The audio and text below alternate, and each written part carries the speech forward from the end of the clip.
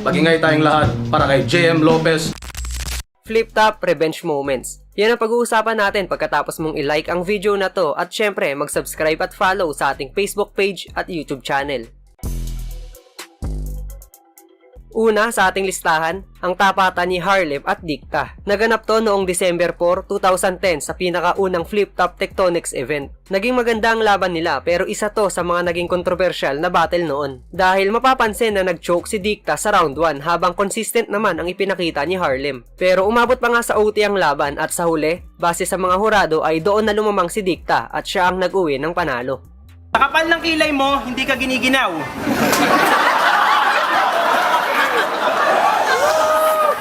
Sa Dragon Ball Z, si Krillin na ikaw. Pag nag-Super Saiyan ka, yung kilay lang dilaw.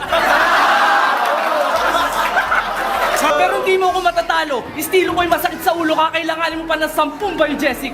Yung estilo mo, yung mumurahing paracetamol kasi sobrang generic.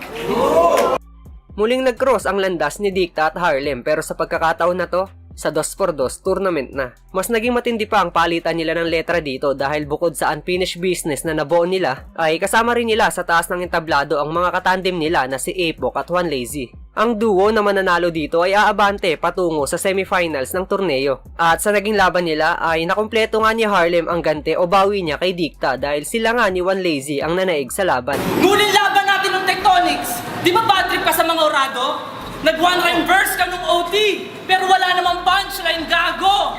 Nag-walkout ka na, di ba? Habang inaanons ang aking pagkapanalo, tangina mo!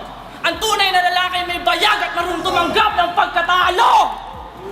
Kaya kung nung huling laking laban, nakabangon ka sa pagkakabaon. Ngayon pa kung dek 4 at 5 kandado ang gagamitin ko sa iyong mataol. Kaya magdasal na kayo kay batas dahil ibabalik ko na kayo sa kinikilala niyong Panginoon.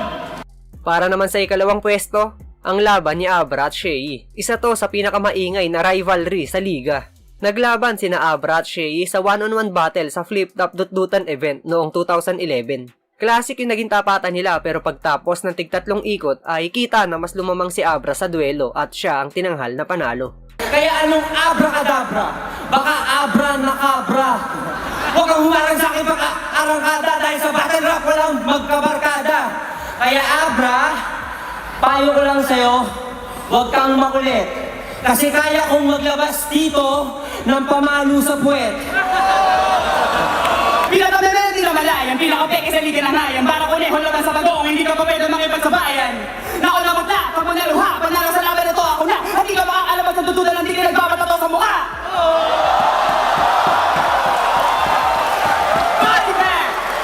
At makalipas ang 1 taon ay nakatadhanang magkatapat ulit sina Abra at Shea pero hindi na sa one-on-one battle. Muli silang maghaharap pero this time sa 2x2 semifinals na. Mas mabigat ang pinaglalabanan at bukod pa doon, kasama rin nila sa taas ng entablado ang dalawang bigating MC na sina Looney at Smaglas. Kung naging classic yung laban ni Abra at Shea, ano pa nga ba ang aasahan natin sa tapatang Looney Abra at Shea Smaglas? Para sa akin nga ito yung pinaka-solid na battle sa kasaysayan ng Flip Top at sa laban na to, ang bawi ni Shea ang nangibabaw at sila ni Smaglas ang nakakuha ng ticket patungo sa 2x2 finals.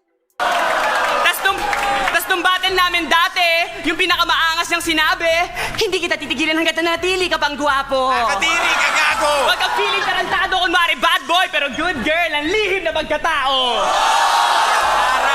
Palibasa, nasa ilalim ka pa rin ng sayan ng ina mo at ang kanyang koko-corning rap. Bro, you suck! You're growing old, but you're not growing up! Yo, huwag na natin gawing komplikado.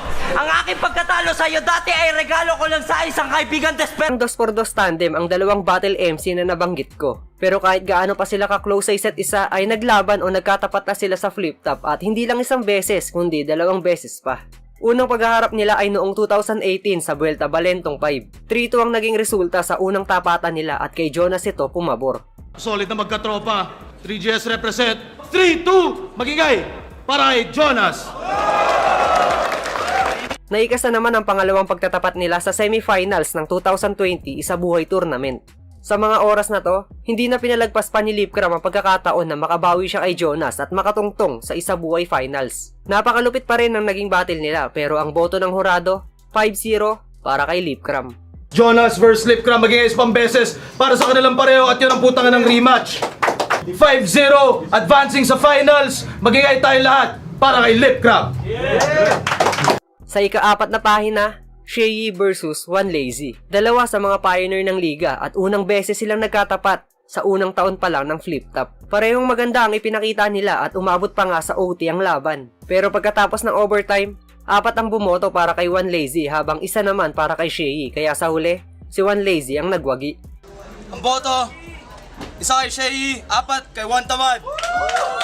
Makalipas nga ang 2 taon at dahil sa husay nila sa pakikipag-battle ay muli sila magtatapat pero sa punto na to, sa 2x2 finals na. Kasama ni One Lazy makipagdigma si Harlem habang kasangga naman ni Shea si Smaglas. Isang panalo na lang ang pinag-aagawan ng dalawang tandem at kung sino ang makakuha nito, sila ang tatanghaling pinakaunang 2x2 champion. Naging friendly game ang laban pero sa dulo, Team SS ang tinanghal na kampiyon.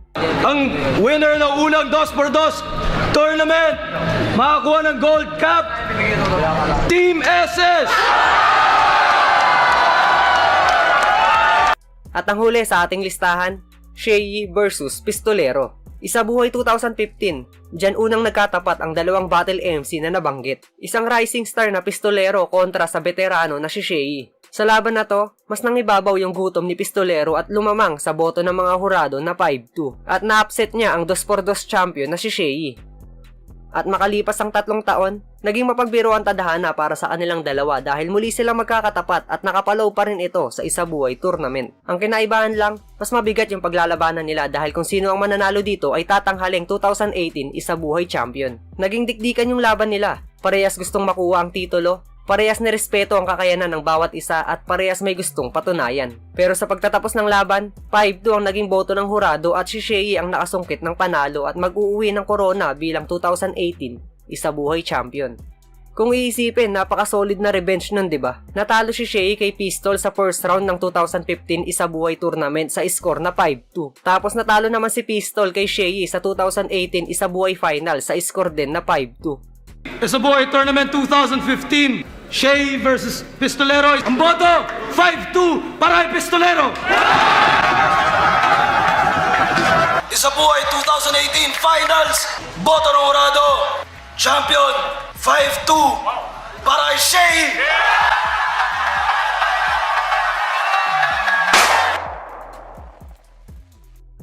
At hanggang dito na lang ang ating usapan. Kung meron kayong topic na gustong talakayin, pwede nyo yan i-comment sa ibaba at babasahin nating lahat yan.